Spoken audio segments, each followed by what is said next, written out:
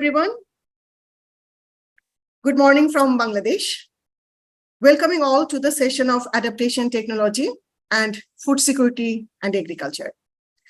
Being hosted by Krishi Gobeshona Foundation, and my humble appreciation to the organizer for giving us this great opportunity to host a session in the 3rd Annual Global Conference. Today, we have with us our Executive Director of Krishi Gobeshona Foundation and the renowned rice scientist, and also former Director General of Bangladesh Rice Research Institute, who will chair this technical session. Firstly, let me brief about the module of this 2-hour session. We will try to finish it by 1.5 hours, but our allocated time is 2 hours. So the introductory speech by our executive director we wanted, but now I am thinking that let's make it as a concluding remarks for our editor. So the sequence will be to present first presentation by research activities in the crop sector will be presented by Dr. Jyotish Chandra Bishwas, coordinator of Commission Research Project of Krishi Gobeshona Foundation, and also former CSO of Bangladesh Rice Research Institute. Jyotish, your allocated time will be 15 minutes. And the second one will be the research activities in the fisheries sector, which will be presented by Dr. A.K. Shakur Ahmed, Professor, Department of Fisheries, Biology and Genetics, Bangladesh Agriculture University. And Dr. Shakur, your allocated time will be 7 minutes. And the third one will be research activities in the livestock sector, which will be presented by Dr. Morshidur Rahman, Professor of Department of Dairy and Poultry Science. And Dr. Morshid, hopefully you can finish your presentation by 7 minutes. So we will also have Dr. Veronica Dorr, Research Manager of Climate Change Program of ACIAR Australia, as a panelist to share her opinion and comments, as she has recently visited Bangladesh and observed the existing scenario of climate change impact and agriculture of Bangladesh.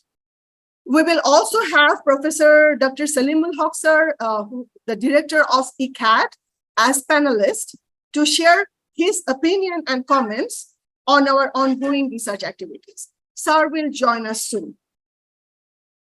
So we will also hear from international participants joining to know about our research activities, who will show their interest and we will allow them to talk. So from my point of view, I would like to say that some specific responses we would like to hear from the panelists, like how these experiences are aligned with national and global policy commitments, and what are the areas of potential research we can advance our adaptation technology and food security and agriculture, and also how best we can integrate these research activities and translate them into practice. So besides these views and opinions, I would like to request the panelists to comment on these 3 questions. And then there will be 10 to 12 minutes question answer session. And finally, at the end of the technical session, I would request my chair to deliver his closing remarks and vote of thanks. So without further ado, let me call upon Dr. Jyotish Chandra Bishwas to present the research activities on crops or our climate change program under KGF fund. Is it okay? Yeah, welcome to the presentation on climate change impact and agriculture in Bangladesh. Especially, I will talk the impact with certain aspect and what could be the adaptation policies. So as we know, there are already climate change that has been seen in different aspects. Say, for example, increased temperature and increased CO2 levels, increased dry and hot spell, and increased cyclones and floods in Bangladesh and in many other coastal areas of the world. So because of these, natural hazards are really increasing, resulting in huge economic loss. You can see a loss huge loss in crops, fisheries, and livestock sector. And you also know that flood frequency is increasing, including other climate extremes. So if we go one by one, then what will be the influence of temperature? And as a human being, we are also affected along with crops, livestock, and fisheries. But how much we are affected, so we have to find out that. And I will be discussing only some of the activities that was conducted under Commission Research Project of KGF in collaboration with Bangladesh Rice Research Institute, Bangladesh Agriculture Research Institute, Bangabandhu Sheikh Mujibur Rahman Agriculture University, and Bangladesh Agriculture University at Mymensingh. So I will just talk some of our activities and what could be the adaptation policies. For example, temperature effect is likely to influence insect pest problems, which we have tested in terms of some insects, for example, leaf folder. This was a growth chamber study, and we have found that if insects are exposed to temperature at 25 to 34, 25 degrees, it requires 8 to 25 to 34 days. But when it is exposed to 30 degrees centigrade, then life cycle reduced to 23 to 31 days. That means in a particular season, there will be increased number of leaf folder population. So we need to be close monitoring the field, and then we have to take appropriate measures for controlling it. As you know, the varietal development might be one of the vital issue, so that they become pest tolerant. Similarly, we have studied rice yellow stem borer, a dominant pest in Bangladesh. Definitely, it was a model-based study, and we have found that depending on temperature rise, life cycle would be reduced, and there could be 2 to around 3 more life cycle completion in a particular season. That means there will be a lot of stem borer, yellow stem borer in future. So we have to develop a mechanism by which we can monitoring closely the field situation, and we can also follow the IPM technology, or if we can develop variety that resistant to insect pest and disease will be the essentials for the future agriculture in Bangladesh. Similarly, we have studied some temperature influence on pathogen, say for example, rice blast disease, and it was found from incubation study that temperature influences their growth very rapidly. And when we compare these both under environmental modification and normal condition, we have found that disease incidences increases depending on temperature and humidity rise. And also, of course, with location of the country, these incidences will be very in future. So close monitoring is definitely will be needed. And if we have conduct in another study at BRRI with environmental modification where temperature was increased by 1 degree and there was humidity, high humidity, and there was a severe blast incidence. Here you see with susceptible variety, but in under field condition in the same area, there was no disease. That means in future, it is most likely that disease incidence will be increased in rice field.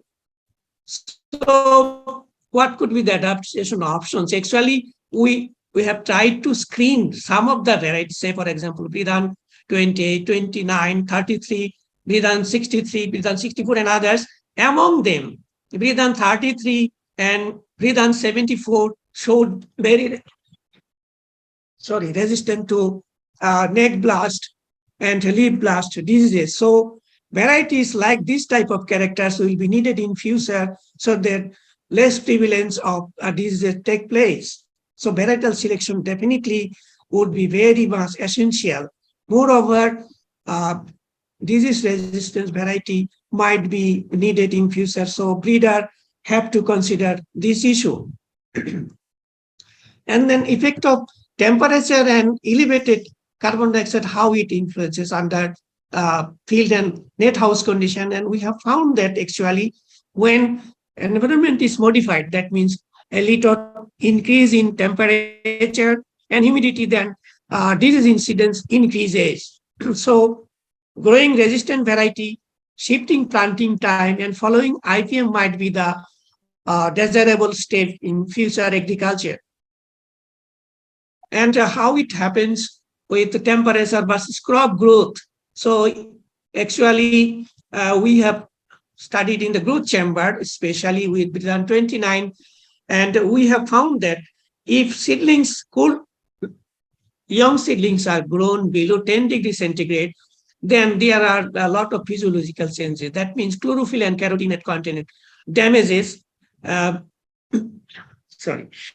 So modification of the environment for growing rice seedlings would be needed. Say, for example, use of polycover, shifting sowing date, and water management would be good practice. Then effect of temperature, carbon dioxide, wet season rice production. As you know, wet season is really cover a large area in the country, almost every area under with rice. So what will happen? Of course, this is a model-based study, and we have found that monsoon season rice yield could be reduced by about 10 degrees depending on temperature rise and location of the country. So what could be the adaptation strategy in this case? Adjustment in planting time can help a little bit, and use of heat tolerant variety definitely would be very much essential. But so far, our breeder has not yet bred heat tolerant variety, but work is going on. This emphasis there should be more emphasis needed for varietal development. I mean, the cool variety would be the best one. Either low temperature or high temperature tolerant variety would be needed to sustain food production in Bangladesh in future. Regarding temperature and carbon dioxide level in burro and wheat production, what will happening is that this is of course a decent model study, and we have found that burro rice yield will be also decreased if temperature rises more than 1 degree centigrade. Of course, yield reduction will vary depending on location of the country and variety used. So, and similarly, wheat, the most vulnerable crop, because temperature limit for wheat growing is really very narrow range. So temperature rise by even 1 degree, there could be as adaptation would be is that shifting in planting time and heat tolerant variety and water management would be a probable solution for these purposes. And as you know, temperature effect on mung bean, as we know, mung bean is really a temperature to some extent tolerant variety. Even then,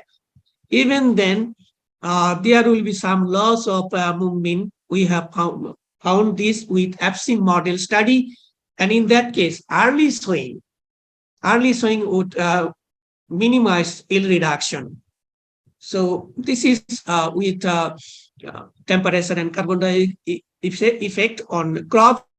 And finally, I like to talk about socioeconomic and climate change, how vulnerable we are and how our farmers perceive that. So some studies were undertaken to reveal this, and we have found that severe climate risky districts are Sunamganj, Bhola, Kurigram, and Patuakhali. So these are the region actually very vulnerable to climate change, and how they perceive vulnerability of smallholder farmers to climate change. Actually, most of the farmers in northern Bangladesh are vulnerable in terms of exposure and sensitivity to climate change, along with low adaptive capacity. And most of the respondents believe that the climate change are affecting their agriculture adversely. So, according to them, what could be the adaptation strategy to cope up with this adverse situation? They believe that reinforcement of improved communication, transportation, livelihood diversification, and access to essential public services would be the probable adaptation strategy in terms of socioeconomy. in Bangladesh. And thank you for patient sharing. Thank you, Dr. Jyotish Vishwas. Here, I would like to mention that these presentations are on a research project of Krishi Gobeshona Foundation, which is entitled Modeling Climate Change Impact on Agriculture and Developing Mitigation and Adaptation Strategies for Sustaining Agricultural Production in Bangladesh. More than 40 researchers from different disciplines such as agronomy, crop physiology, genetics and plant breeding, soil science, agriculture engineering, livestock experts are also there. We have fisheries experts in the team, agriculture economists who are working under this KGF funded project. These researchers are the scientists of Bangladesh Agriculture Research Institutes, Bangladesh Rice Research Institutes, and professors of Bangabandhu Sheikh Mujibur Rahman Agriculture University and Bangladesh Agriculture University. The team really deserve a big thanks for their splendid work. So may I now welcome Dr. Shakur to present his presentation. Dr. Shakur. Okay, thank you very much. This is Dr. A.K. Shakur Ahmed from Bangladesh Agriculture University. I am one of the collaborators from Krishi Gobeshona Foundation under Bangladesh government of Bangladesh. The title of my research, the KGF funded projects. The main title is Modeling Climate Change Impacts on Agriculture's Productions and Mitigation and Adaptation Studies for Sustainable Agriculture Production in Bangladesh. Under these titles, the climate change impacts on the growth and seed production of tilapia in traditional and controlled husbandry system to develop the mitigation strategies for sustainable hatchery operations. As I know that I have already some previously talks that about the tilapia is a globally recognized species in the last 20 centuries. More than 1.5% of the total production are directly or indirectly involved with the fish farmings, but recently there is a serious adverse effects on climate change, especially in the summer seasons.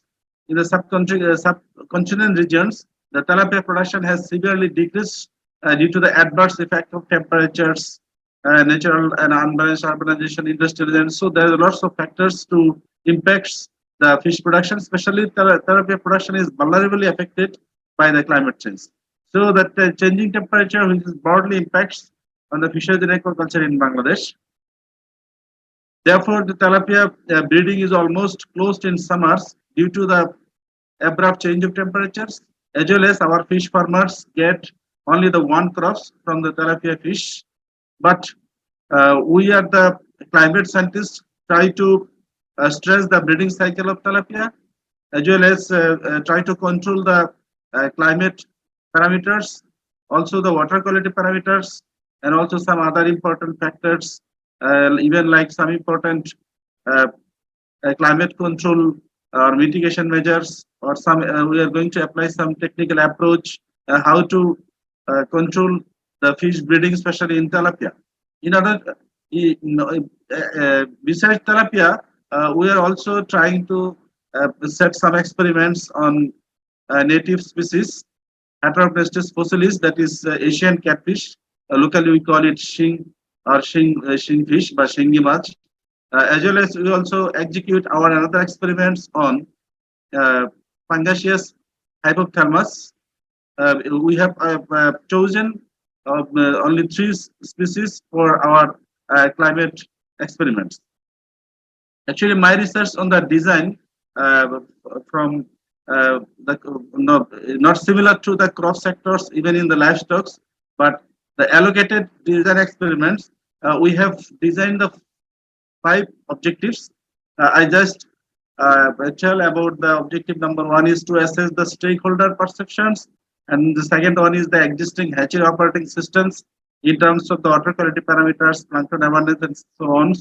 And third one is to build up some models based on the data, especially with the water quality parameters and seed production performance of tilapia, either in the traditional, that means at our hatchery levels, as well as in the control system, that means in the laboratory conditions, And fourth one is to determine the seed characterization based on traditional and control system. And last one to develop some technical approach like either greenhouse gas emission effect or the thermostatic recirculatory aquaculture system establishment. And these are the 5 objectives.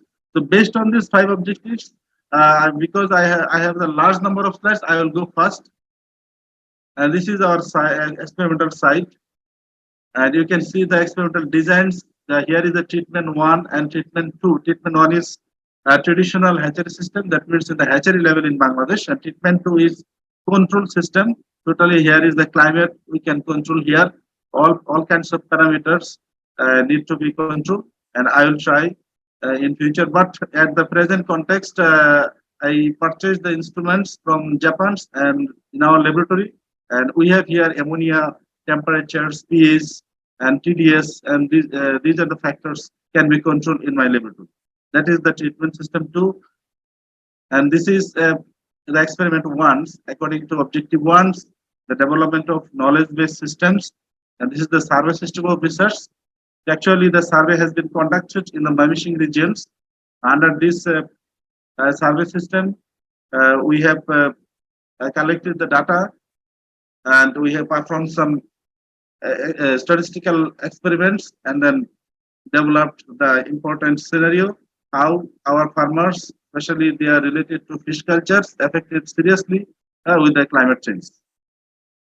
And the second one is determination of water quality parameters. And third one is the assessment of the plankton abundance in case of traditional hatchery systems, and assessment of the growth performance at the hatchery levels. Actually, the length, weight, specific growth rates, food conversion ratio, these are the important parameters considered during growth assessment experiments. And this is the reproductive performance. For reproductive performances, we have selected the gonadosomatic index, plasma levels, and breeding performance also. And here you can see the important factors like hatching rate, survival rates.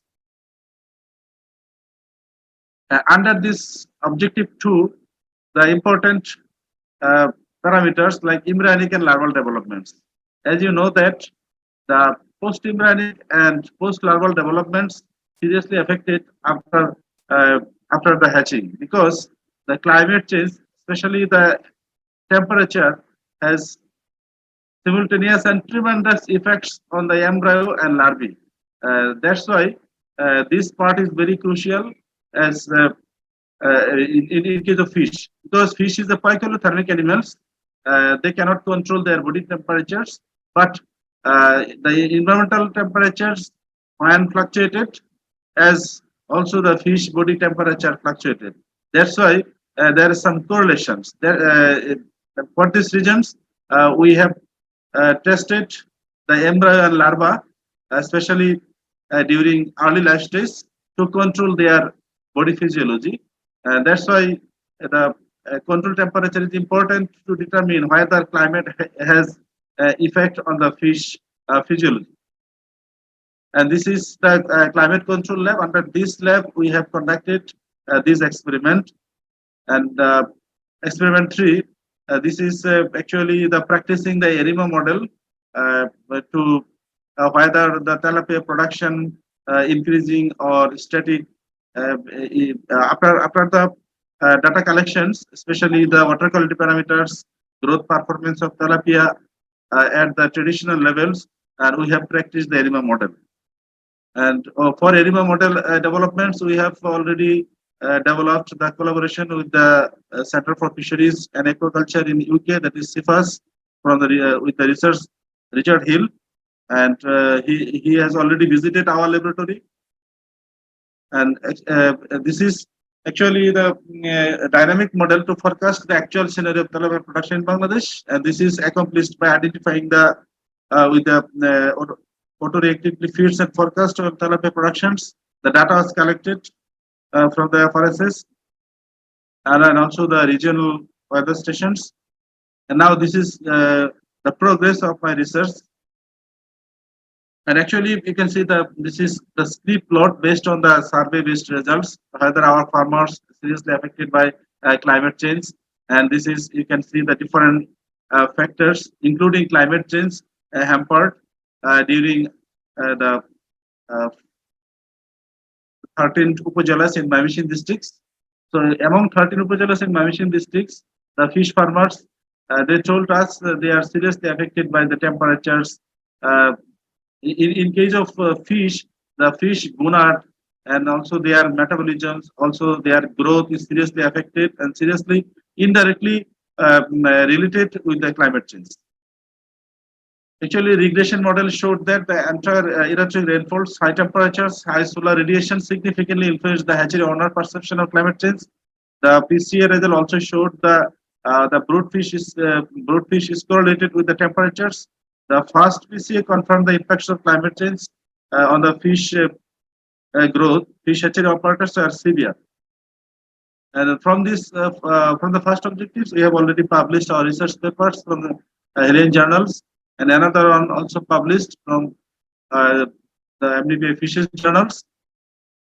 And for this, our second objectives, and this is, you can see the water quality parameter variations from over the year, and the temperature was varied throughout the years, and the PS also variation of or divergence of pH range was also found during our experimental periods. That means the plankton abundance also highest was recorded in case of May, June, and lowest was recorded in January to February, and as well September to October. The growth rate also varied throughout the experimental periods, and also the length and weight strongly correlated. The reproductive performance value, especially the egg diameters, egg volume, also recorded. Farm motility and sperm quality also observed during the experimental periods. The important parameter is gonadosomatic index, especially the brood quality depends on the gonadosomatic index value. So you can see the GSI below, there is a fluctuation level observed, but in the September, the highest value was recorded. But this is actually the traditional results at the hatchery levels. But when we performed in the control system, that means after the technical approach development, that means the thermostatic recirculatory aquaculture system development finish, then we can confirm whether the temperature has impact on the GSI value of brood fish, especially tilapia, pangas, or Asian catfish. This is another parameter, plasma levels. That means this parameter we have considered because the temperature has a relation with the hormone secretion. But we are just we are just collecting this information because the plasma levels depends on the seasonal variations. That means over the year, if we found the hormone secretion hormone secretion is different from January to December, then we can understand actually the climate change has effects on hormone secretion. Maybe we can find out some important model based on this result. And this is the progress. Here you can see there is some important trends. Dr. Shakur, is it possible to finish it by next 3 minutes? Yes. Okay, thank you. Yes. This is the findings. Actually, the embryonic and larval growth has also important, especially in the climate sensitive species, because tilapia though tilapia is not a climate sensitive, but in our country, tilapia growth is very important for sustainable fish productions. If we control the temperatures, or if we control the temperature in the winter season, we can supply the seed to our fish farmers in Bangladesh, because our farmer in Bangladesh, They normally they don't get the seed from November to mid-February. So between this term, actually from these projects, we are trying to develop the technical approach to develop the seed production protocols in the uh, between November to February. That is the crucial part for our these projects. And this is our another papers and another paper also. We have already 4 papers published, and this is actually the modeling. Just I am going to take 1 and 2 minutes to complete this part. Actually, the based on our projects, modeling and forecasting of tilapia production is very important. So based on this projects and data, actually before previously I talked about the lots of some biological experiments. So based on these biological experiments, I have just practiced the model using the ARIMA model. So again, this is the basic disruptive statistics of tilapia production system, and the time series of plot tilapia productions and probability of tilapia productions in the normality test. And here you can the spike distribution of original non-stationary data of tilapia productions, autocorrelative functions, and also partially autocorrelative functions. And here you can see the stationary data and also the box plot, the probability plot, and as well as the histograms. And this is the autocorrelative functions and partial autocorrelation functions. And here you can see the residual of autocorrelative function and residual partial autocorrelative functions. And this is actually the important findings, the forecasting of tilapia production at the 95% levels. So from 2002 to 2007 to 27, the production is increasing trend. And here the model representation with the normalized values. And you can see the forecasting, the tilapia production of Bangladesh up to 2027. The findings, the model result validate considering the lowest value of BIC and graphical arrangement of autocorrelative functions and PSEF. According to the forecast with the ARIMA models from 2027, the approximately 37% tilapia production is higher, which is significantly contributed to the total fish production. If the growth of tilapia is occurring at the normal at the present levels, and if we produce the tilapia at present context, we can increase our tilapia production like 37% to the total fish production in Bangladesh. So therefore, this study will help the researcher, policymakers. Already we have drafted our manuscripts. Thank you very much for your patient sharing. Thank you, Dr. Shakur, for enriching us on impact of climate change on fisheries sector. So may I now request Dr. Morshedur Rahman, Professor of Bangabandhu Agriculture University, to present on livestock sector research. Professor Dr. Morshed. Hi, good morning. Welcome all of you to my presentation. The title of my today's talk is Climate Change Adaptation in Livestock, How Far We Are. So as you know that the base of climate change adaptation project, any of the project, the climate projection study, vulnerability and risk assessment and development of an adaptation strategy. But unfortunately in Bangladesh, in livestock sector, we have very limited data, limited and sporadic data. So keeping in mind all these issues, Krishi Gobeshona Foundation have taken a project on modeling climate change. And in that project, coordinated project, there is an objective on livestock sector. So today I am going to talk on some of the activities of my research work, which is going on. Heat stress risk on dairy and cattle, poultry, GHG emission from animal management practices, GHG emission from ruminant feeds, and ongoing adaptation strategy. And our ultimate goal is to develop a climate resilient livestock production system in Bangladesh.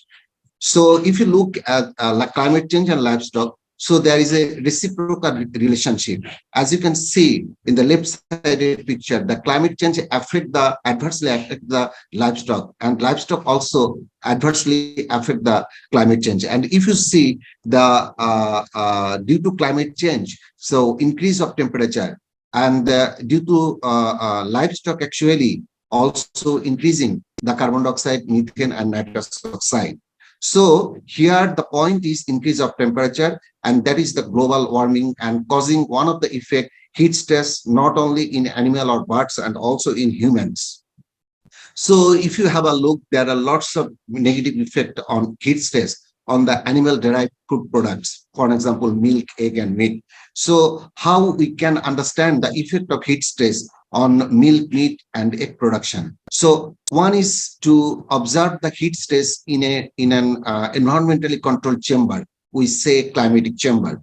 And another could be, and we are following in our research, that is the prediction and forecasting heat stress threat using any suitable index. So in the present study, we have used the well-known index, temperature humidity index, and we calculated the temperature humidity index from the weather station data of Bangladesh Meteorological Department located at different regions in Bangladesh. We analyzed the data on our platform, and then we forecasted some of our data using the ARIMA model.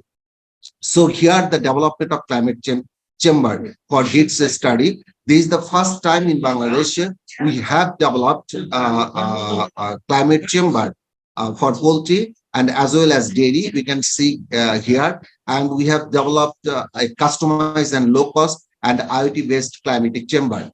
And we have developed the application software to monitor the activity in the climate chamber.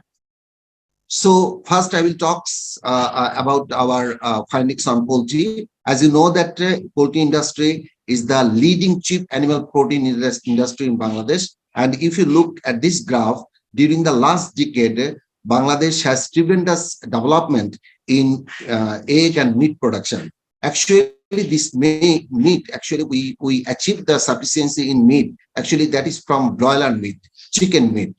But do we have the data on heat stress effect on poultry production? Unfortunately, no. So here we set up an experiment using our climatic chamber. So we applied the heat stress on day 15, and then we compared the result with the optimum condition result. So here I will show you some of the result, but before that, I would like to tell you how we set up the temperature in the climatic chamber. Here, we first calculated the temperature humidity index based on the strain developer recommendation temperature and humidity. Here, you can see from 0 day to 28 days, we calculated this THI value from the temperature and humidity needed for the broiler production. And here, for the daytime and nighttime, after 15 days, we have applied the heat stress. The question is, from where we got this data? So we analyzed the whole Bangladesh 30 years period THI data for broiler chicken.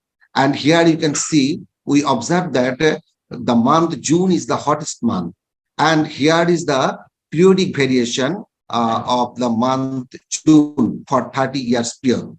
And based on this result, the average THI value in the month of June, we daytime value and nighttime value, and we set this temperature during our study time. And the result we can say, because one thing I have to mention that since we have only one climatic chamber, so we have to repeat the experiment to see the reproducibility. So optimum 1, optimum 2 means the same experiment has been done twice. And stress means same experiment has been done once, and we'll do another 2 times. So here you can see the FCR value. So FCR value was higher in stress condition. and feed intake was lower in stress condition, and weight gain also decreased in weekly weight gain, and total weight gain also decreased in stress condition. And the live weight after 28 days, the THI was due to higher THI stress condition, the live weight was declined. So as a result, rest weight was also declined. Interestingly, the dressing percentage was declined in stressed condition, but it's supposed to be similar. But why the dressing percentage was decreased in stress condition? If we look at this table, you can see the thigh, breast, and drumstick has been declined. The percentage of drumstick, breast, and thigh, which actually affect the dressing percentage. So effect on core body temperature, we have found that there is a very good correlation with stress condition and the core body temperature. With the higher the stress condition, core body temperature has been increased. And the mortality, so until 15 days, so there is no mortality, but after 15 days, we can see that some mortality in case of stress condition. So hematological parameter, we have seen changes in hematological parameter. The most important one, what I want to tell you, HL ratio. This ratio actually the reliable measurement, blood measurement to understand whether poultry is in stress condition or not. And here the HL ratio was very high. And in biochemical parameters, we have seen, as expected, glucose, cholesterol, and triglyceride level was high, and immunoglobulin G was lower, but immunoglobulin M was increased. So after getting this broiler production result, we have some projected data from our layer chicken, because we already achieved sufficiency in egg production.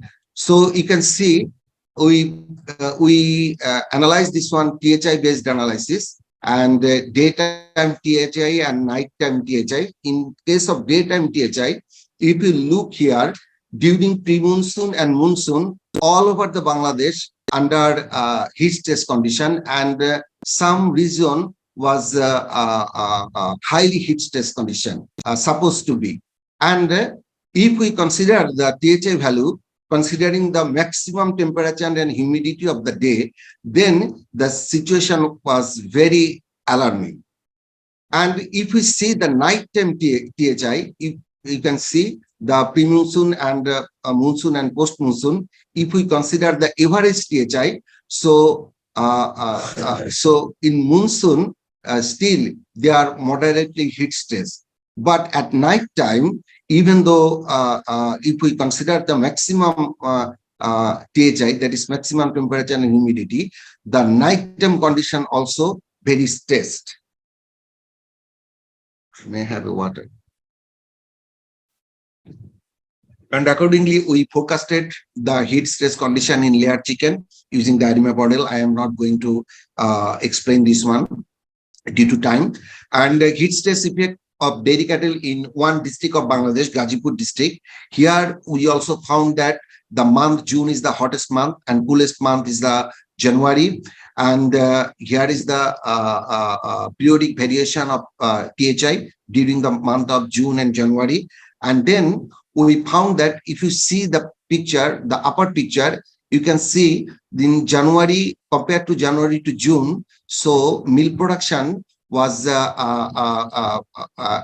with the increase of THI, milk production actually decreased, and also the milk composition is affected by the heat stress condition. You can see here the THI level was higher, and the milk composition such as fat and protein percentage was lower than that of January in case of June. This data has been published in Sustainability in January 2023.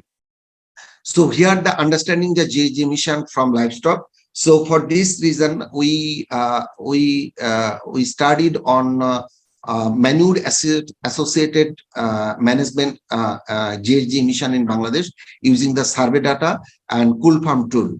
And another experiment we have done, we in vitro gas production profile of ruminant feeds, and in vivo gas, in particular methane estimation in dairy cattle. We have in our project we have the that provision, but facilities yet to be done. So now this I will show you the manure management scenario in Bangladesh. So we covered total 8 division, 32 district, and 960 farm, which belongs to 13,256 number of animals, and that includes urban area and rural area and small, medium, and large farm. So here the manure management practices in the studied area. The higher manure management practices, 40% was solid storage, followed by burn fuel, 26%. Here is manure management practices by farm location and size. And here the rural and urban area and large farm, medium and small farm. So depending on the farm size and depending on the farm location, the manure management practices varies widely. And total GHG production per year, carbon dioxide equivalent, you can see in case of urban area was higher than that of rural area. But when you compare the small, medium, and large farm, we have seen the large farm produces the higher amount of total GHG, and followed by small farm, not the medium farm. This is very interesting. And GHG production per capita, GHG production also higher in urban area, and but when we compare the small versus small farm size, we have seen the again the large farm is higher, followed by medium and small farm. So in vitro gas production profile of ruminant feeds, because we want to make up a model to, if we know the what kind of feeds, how much methane has been producing, so we can make a model by which we can predict the methane emission or other GHG emission. So here the total gas production generated by the machine, and here we after collecting the gas, we perform the gas chromatography, and here we can see that German and rice straw they produces the higher amount of methane than that of other rapaces or other concentrates. At the same time, the composite feed in Bangladesh, we offered composite feeds to dairy cattle. So nitrous oxide was very high in case of composite feed. So adaptation strategies, we thought, for example, adaptation strategies against the heat stress. One is dietary solution, another is IoT-based solution. For the dietary solution, in our project, we are already, our ongoing experiment, we are feeding the broiler watermelon rind, because you know the watermelon rind has L-citrulline. L-citrulline has various effect, and which has been published. And we are expecting some good results against the heat stress using the watermelon rind. And also we are planning to use probiotics, and we want to give some action alarm to farmers to understand the real-time heat stress condition of the farm. Accordingly they can take the appropriate management strategies. Application strategies is microbial degradation of low quality rapace can improve lowering the GHG emission, and future intervention based on manure associated GHG emission, because we are developing the inventory, and according to the inventory, we can decide what kind of intervention and where we have to do what in case of manure management practices. So here the IoT-based solution. So here we developed a climate device which can give the THI value, and through our application software, we can send it to the farmers. Still now we are not, we didn't involve farmer, but here in our research station, we are practicing this one. So now I would like to show you our recent version of new device. So I think you can see this is the new device, which can also predict the gases. For example, not the temperature or humidity, but also methane, ammonia, and carbon dioxide. So we just need to hang it on the farm. So this data can come to our application software through the cloud, and then we can send to the farmer through the action alarm, as I have seen it in my schematic diagram. Another thing, for as you know that for the when dairy cattle are in heat stress, the feed intake is lower. So we have developed a intelligent feeder in Bangladesh. We use our materials, and successfully we have seen that we can get the data remotely. So here I would like to show you one thing of one result of microbial degradation. We collected soil from Sundarban, and then you can see here that that soil microbes can degrade the filter of cellulose filter, and after fermenting rice straw with our microbial consortium, you see this is the rice straw, total gas production of rice straw. Two samples, and this is the two samples of rice straw after degradation of microbial consortium. So we are expecting that they can produce the low amount of gas.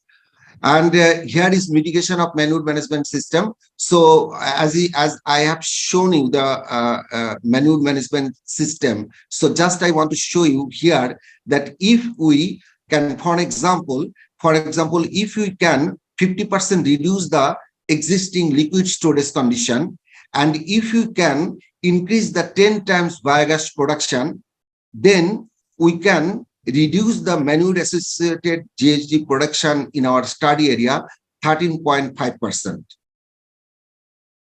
So this all of my presentation. I'm sorry I have taken some more times than that of stipulated times. Thank you very much for your patience, Ari. Thank you, Dr. Murshid, for making us understand about the research output that we got from our KGF funded climate change related modeling related research. So is Salim sir here? Then before going to the panelists, we can take some question answers.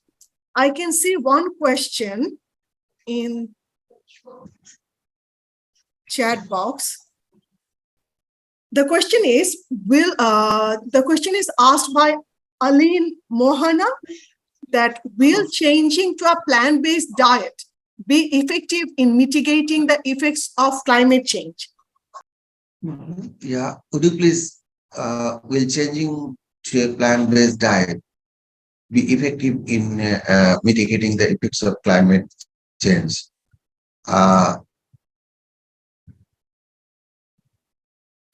Understand.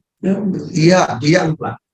I don't know what kind of plant they have been talking about, but plant means actually the roughest. They will produce, certainly they will produce gases. The point is that which plant actually produces how much greenhouse gas, and how we can control them. So, for example, as I have shown you in my research, for example, rice straw and German, they produces the higher amount of methane, but Napier produces the lower amount of methane. So here we will use the Napier than that of German.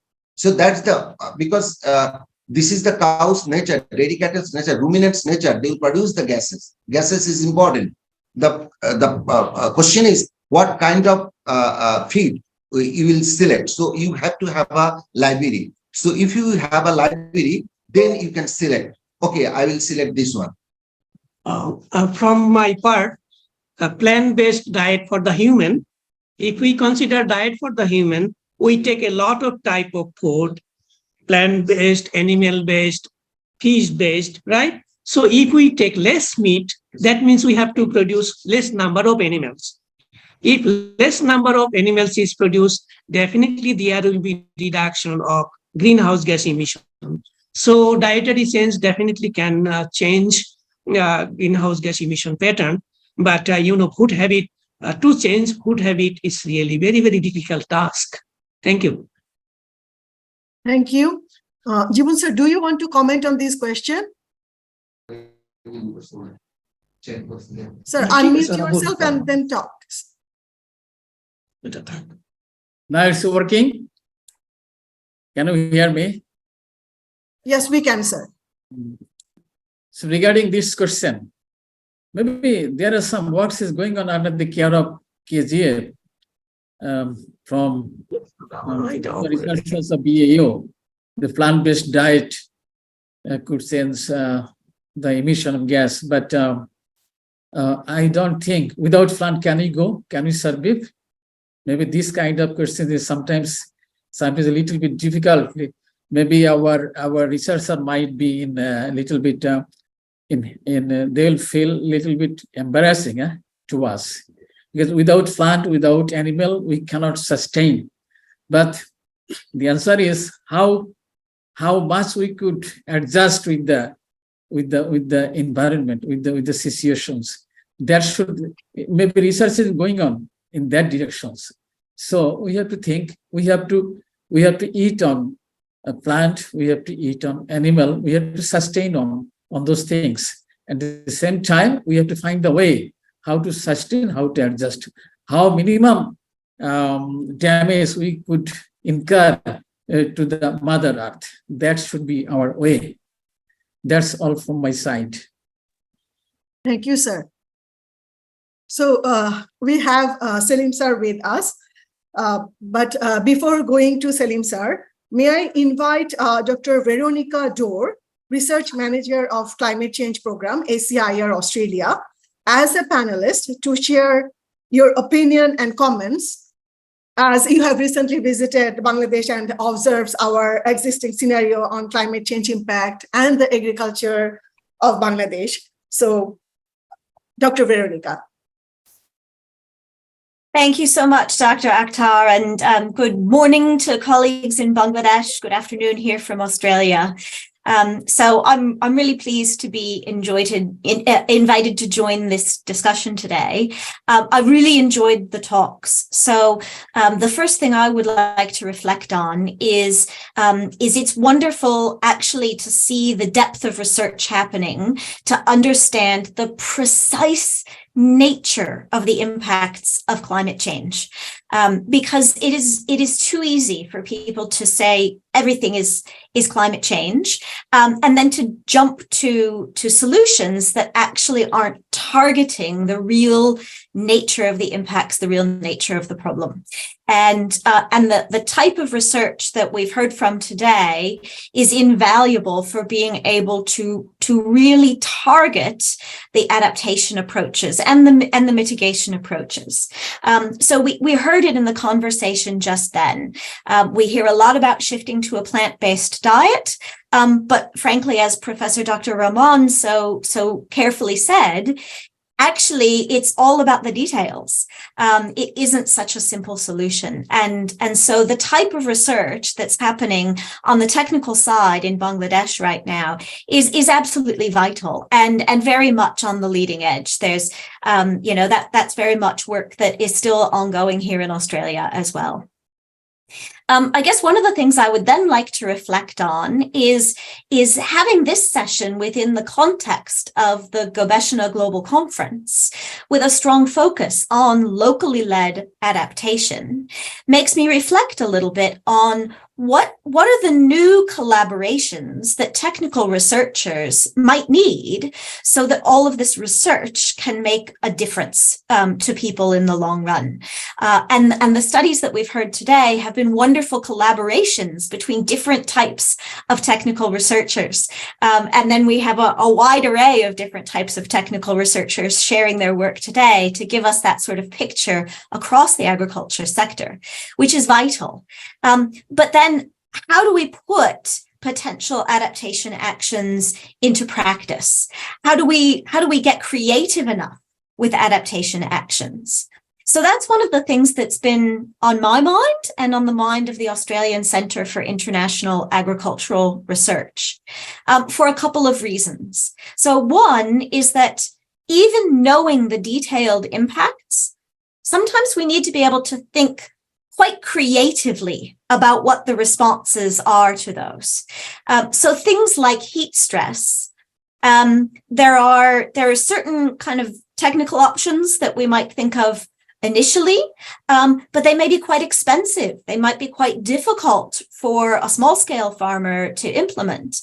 And maybe there are other kind of creative solutions around actually restoring some tree cover, providing artificial shade, other sorts of things that maybe don't initially come from the direct study of the impacts. So in Australia, we've been thinking very much about what's the expertise, what's the nature of the research expertise you need to come up with the adaptation actions, because often that's a much bigger task than once upon a time we thought it might be. We thought we'd research the impacts and then we'd just know the adaptation actions. But we're finding actually we need science that's about how you bring many different actors together to brainstorm what these adaptation actions might be, how you stimulate more creative thought in people. And so I think that's one direction in which technical scientists need to be thinking about some of the processes for innovation to see if we can come.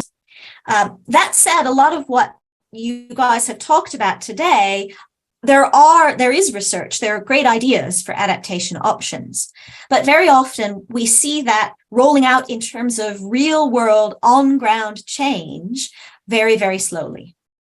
And that's not just the case for climate adaptation. It's been the case for much technical research in agricultural improvement over a long period of time. The technical options that are really easy for people to put into practice are the ones that extension systems were really built for. But now we're often talking about actions that aren't so easy, or they come with the need for lots of other actions. So for example, really understanding the heat stress impact on breeding of tilapia and tilapia hatcheries. Well, to put in place something to manage that might require a whole bunch of additional resources for a hatchery farm. And then there might need to be other changes that are about how those resources are acquired and brought into practice. We also see with climate change, it's not like we put in place adaptation actions and then we're done. Unfortunately, the climate is continuing to change. And even if we were to completely eliminate all greenhouse gas emissions tomorrow, we would still see some further change in our climate. So this has to be an ongoing process of innovation, adaptation, and learning. And we need to get that happening faster than it has been. There are some studies that show that it takes on average 20 years for some solution developed in research to really be rolled out on the ground at any kind of scale. And we don't have 20 years. We need to learn to shorten those cycles.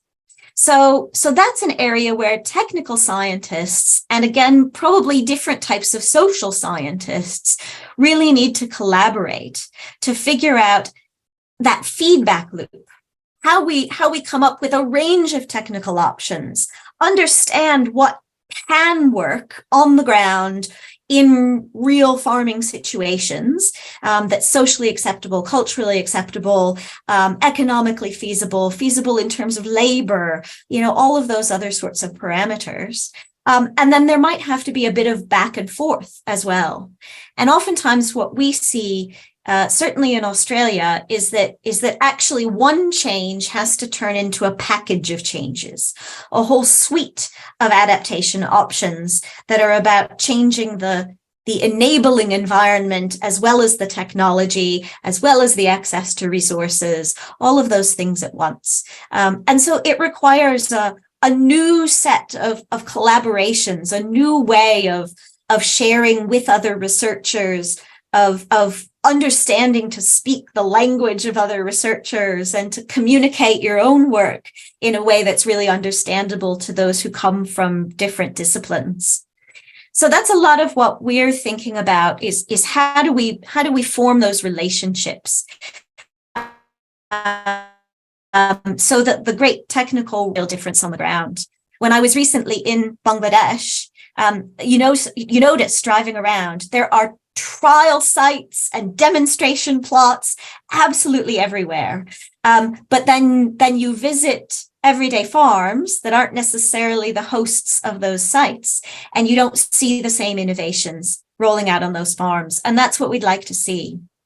And so my last reflection, if I may, is that one of the very unique situations, I think, in southwest coastal Bangladesh is that the environment and everything that people have done on top of it is so variable that one farm over here might be just a little bit higher up on land compared to another farm over here. Or it may be very close to a sluice gate that's controlling the water flow between, fresh and salt water. And all of those small variations make a big difference to what's going to work on that farm.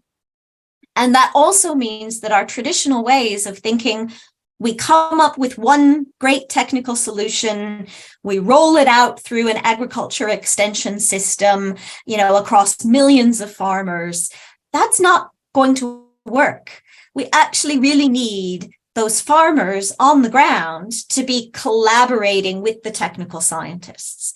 We need those farmers on the ground to be able to assess their own personal circumstances and situations, to be able to not just be trained in a technical option, but understand a suite of technical options and be prepared and able to choose among those, to match where they are in the landscape and to match what's happening to them over time, because they may need to change again in a few years and then again in a few years. And so that's a new area of investment that ACR, the Australian Centre for International Agricultural Research, is looking to do some research on in Bangladesh, in collaboration with some of the great organizations on this call, and certainly working with Sharina at Krishna Gobeshona Foundation. So those are my reflections on the session today. There's some really excellent technical work happening here, which is essential to being able to design really appropriate and targeted adaptation options. But we also need to be collaborating more broadly with social scientists and with farmers themselves in a locally led way in order to place those options on the ground in the right way for the time and the space that we're experiencing right now. Thanks so much, everyone. Thank you, Dr. Veronica. We are enlightened, actually. So I don't think we have time for a specific question answer session. So before going to our executive director for the concluding remarks, may I request Professor Dr. Selimul Haq sir, director of ICAD, to share your opinion and comments on our ongoing research activities and also to enrich us with your light, sir. Thank you very much, Sharina. Good morning to everybody. Assalamu alaikum. Let me share some thoughts aimed at the KGF and the broader Bangladeshi research community in the agriculture sector. And talk about where do we go from here? What is it we need to be thinking about that is new, both in terms of new things to do, but also in terms of new ways of working. And Veronica's already touched on several of them. So I'm going to talk about 3 dimensions. The first dimension is a spatial or geographic dimension. As you know, this conference is about locally led adaptation. So we are very much focusing on the very specific location by location impacts of climate change and location by location impact-based adaptation that needs to be done at a very local level.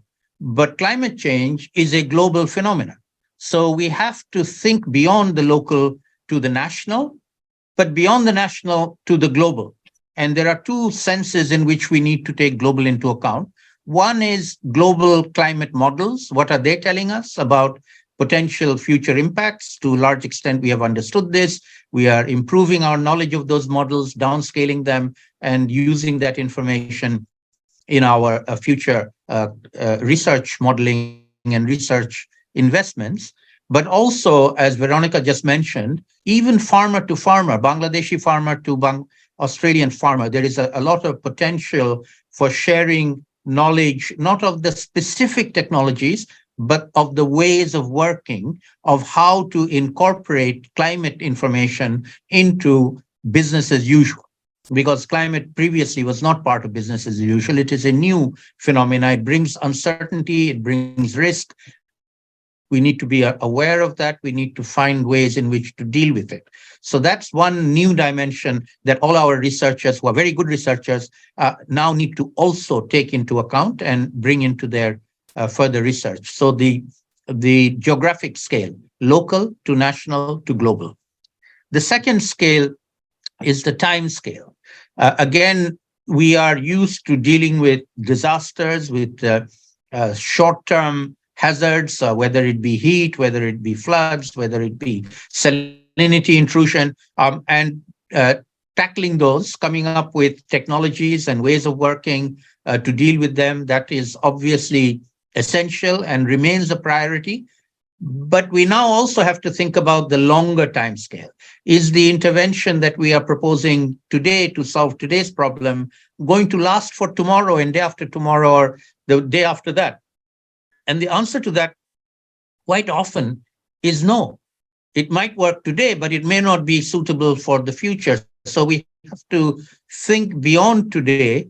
We have to solve today's problem, but we also have to keep in mind that there'll be a new problem tomorrow and the day after, and we need to build our capacity to deal with it. And so, in my view, the use of the time perspective that we are talking about, blending short-term priorities, which remain priorities, with longer-term perspectives, which are important now and cannot be left out anymore, and building that longer-term capacity.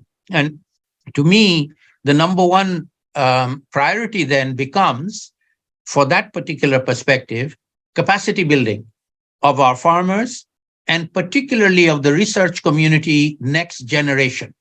Our new researchers, our young researchers, need to be exposed to this new climate-related impacts on agriculture, adaptation in the agriculture sector with a climate change lens, which those of us who did not study climate change before did not study it because the problem was not recognized years ago when we studied. So it's now something that has to go into the curriculum of the universities, into the research programs of the young researchers when they do their PhDs and do their further research. It has to be a very strong component of the next generation of research grants and research teaching going forward in Bangladesh in particular. And building on a very strong tradition that we have for agriculture research and agriculture training, but adding climate change in agriculture and the connection between climate change and agriculture for our next generation of researchers. So I believe that if we invest in building that generation, by the time they graduate in the next few years, they will become climate experts. And again, linking the local to the global, what we learn in Bangladesh will actually be applicable and usable by other countries outside Bangladesh as well. I absolutely believe that. We will be able to be global champions on adaptation in the agriculture sector within a few years if we invest strategically and intelligently. And then the final dimension, which again Veronica has mentioned, is that research cannot be in a silo anymore. We cannot do a technical problem on weed blast. The weed blast experts have to do that, but they also have to deal with farmers, deal with government, deal with private sector, deal with NGOs, deal with women, youth. The research agenda does not stop with solving a small problem. It has to take that solution to a much wider audience and engaging with a much wider audience. And that is really the objective of having this Gobeshona platform. It is connecting people within Bangladesh, different sectors, and then beyond Bangladesh with other actors around the world who are also doing similar things, from whom we can learn and who can learn from us. And that knowledge exchange, we have to be better at doing.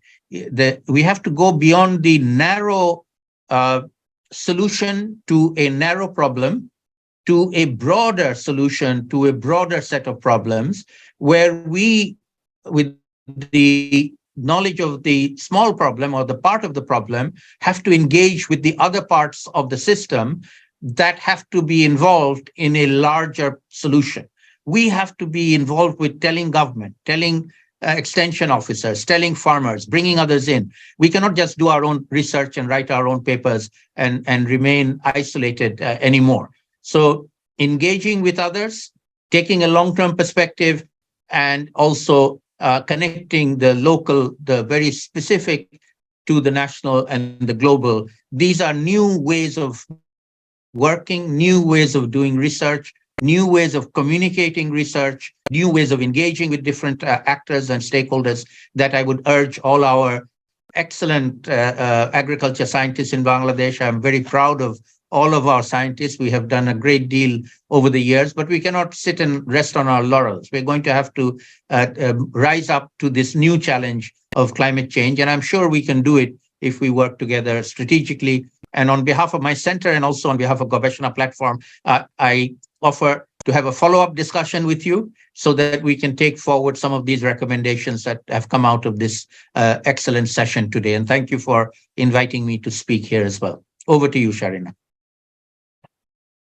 Thank you, sir, for your insightful thoughts and also for offering us this Gobeshona Global Conference platform to present our research output, to share globally all we have done so far and we are thinking of doing. And we are hoping that we're going to have you with us always. Thank you, sir. And we are now at the end of the session. So may I now request our Executive Director and the session chair, Dr. Jibon Krishna Bishwash, to deliver his closing remarks and vote of thanks. With his remarks, the session will be closed or ended. Thank you all. Thank you, Sharina. Honorable Dr. Salimul Haq and Veronica from Australia, my colleagues from BAU, BSMRU, and my ex-colleague, Dr. Jyotish. I am not habituated to talking much. I talk little, try to do some works a little bit more. Anyway, today, the basic thing was, today's conference was something like, you are thinking about the locally led adaptations when we are in a position of global warming. Since last few decades, we are talking about global warming. Before that, we never thought that it would happen, something like that. And really, we are experiencing the global warming, really. When you are growing crops, livestock and other things, and when we have natural hazards, we are really experiencing that. We are already, we are having the situation of global warming. That's why we are trying to develop varieties, that is stress-tolerant varieties. Even after joining, when I joined BRRI, maybe in 1983, long back from now, we are looking for, try to develop the varieties like cold tolerant varieties, high temperature tolerant varieties, sub-hazard tolerant varieties. And we have screened a lot of varieties like that. And today, what we have developed the varieties. Those are the descendants of those lines, I must say. But that time, global warming was not much talked. It was just hidden in our mind. But by and by, we could experience the global warming ahead of us.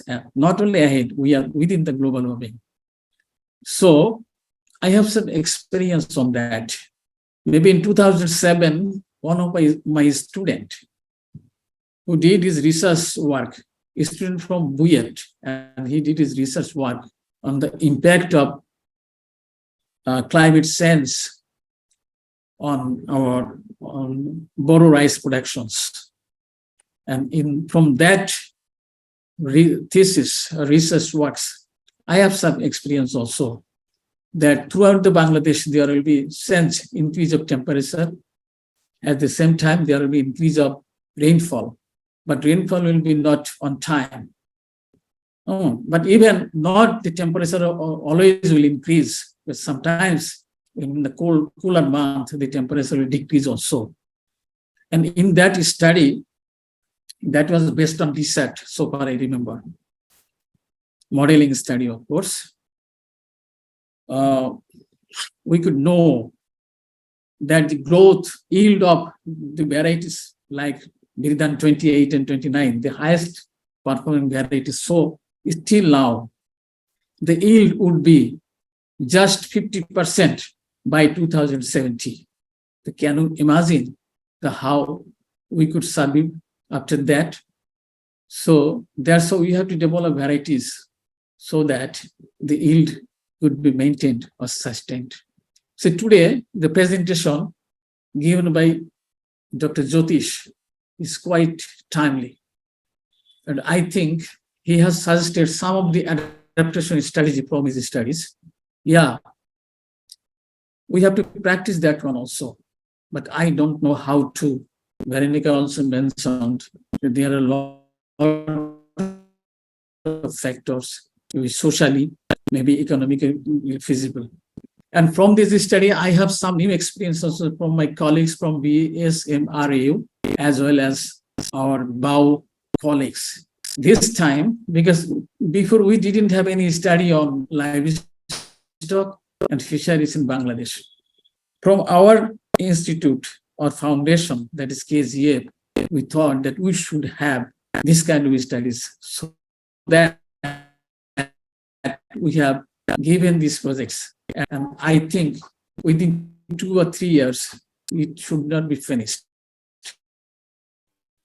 I think their work should continue.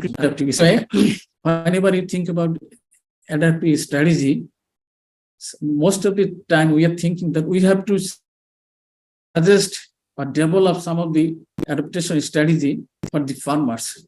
But we have to think also the other way around. We have to learn from the farmers also. Whenever we are visiting some of the stress-prone area, maybe in the Howrah area, maybe in the BRRI area, maybe in the coastal belt of the country, we could see that farmers are already under stress and they have developed already many of the adaptation strategy in their own way. Maybe as a scientist, as a learner, as a researcher, as a social scientist, we have to go there, even we have to learn, and we have to collect some of their policies, some of their strategies to the laboratory, and we could refine those strategies, and after that we could listen to those our farmers. It should be 2 ways, and I don't know whether we are thinking that way. Anyway, I salute, I respect the coordinators and others, especially Dr. Salimul Haq, who is the international figure. I have not much communication with him, just I know him. And I was the DG of BRRI. We have maybe participated in one or two of his seminar or conferences. This time we have tried to communicate, but sometimes our own business, maybe we cannot communicate with him. And but I try to follow him in what he's doing in home and abroad, and what is already mentioned, that we should think locally, at the same time we should act globally, and considering the climate, the global warming as a global impact. So he's working all over the world. He's always busy, and we are learning from him. And I think he would be with us always, not only with KGF and other institutions also, BAU and other nurse institutes. And he would suggest us so that we could enlighten ourselves, and we could translate his experience, his knowledge to our farmers, to our people, so that, as he said, we must not think of today. We have to build ourselves in a way so that we could think towards ahead of future, so, for ourselves, for the betterment of our kids, our ancestors, our kids, and the next generations. With this, I want to thank everybody. Thank you very much. Good luck. Thank you, sir. Sharina. Sir, I think you can leave. Thank you, sir. And Jyotishta and the team, thank you very much. ICAT, thank you for your support. Sarah, I can see Showman there. Fauzia also. Thank you all. And Veronica, thank you very much that within very short notice you joined. And thank you for your support always.